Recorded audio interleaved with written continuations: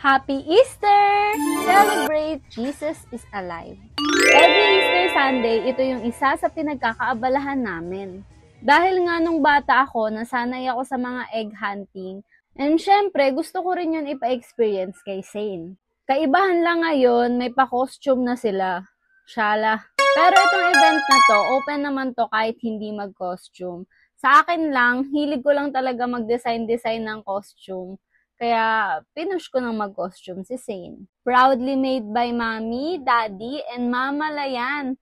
A night before the event. Kasi dun lang sinipag, mahilig talaga akong mag-rush. 4 years old na si Zane, and yes, 4 years na din siyang sumasali sa mga egg hunting event. Naaalala ko pa yung unang sali niya, 3 to 12 yung required na kasali sa event, pero 1 year old pa lang siya. Sinali na namin, syempre. Tapos egg hunting, mostly bunny yung team, pero yung suot niya, Sailor Moon. Wala, ina-enjoy lang talaga namin yung event. Family bonding na din kahit nakakapagod yung mismong event. Marami silang activities, katulad niyan, nagbe-paint.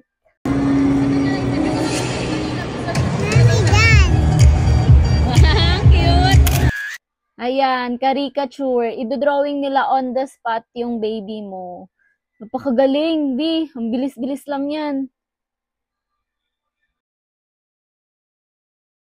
Tapos ayan, makikita mo yung mga mascot na gumaganyan-ganyan. At ayan, ang kinakakatakutan ni Zane. Gusto niya na agad umuwi dahil dyan. Ewan ko ba, kahit anong explain ko, pag nakakakita siya niyan, hala, ayawan na.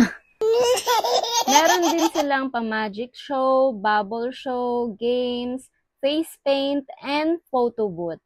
Perfect na remembrance.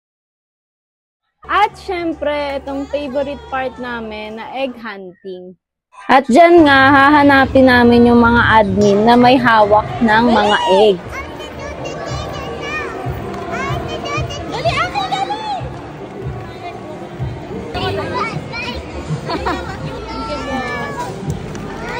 Wait lang, baby! Okay na. Thank you po. Saan na tayo? Hawakan mo, wag mo iwawala. Akin na yan. O, diba, palaban yung nanay. Tapos naming malibot lahat ng spot dun sa map na may egg. Tsaka kami babalik dito para ipapalit yung mga egg na nakuha namin. Each egg, surprise yung laman. Pwedeng candies at kung ano-ano pa. Ang dami naming nakuhang egg, kaya ang dami din naming nakuhang prize. Syempre, sobrang saya ni Zane, lalong-lalo na yung nanay.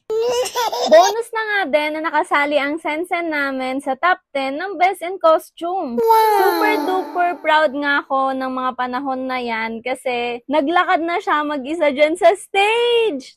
Kahit madaming tao, pilit niyang nilalabanan yung hiya niya. Go, go, go, anak! Nandito lang si Mami sa harap mo, nagbibideo.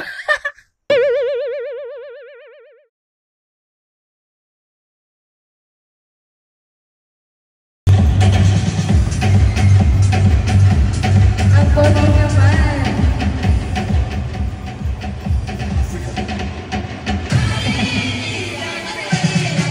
Alright, ayan. Thank you so much, number 51. And let us select next. Seat number.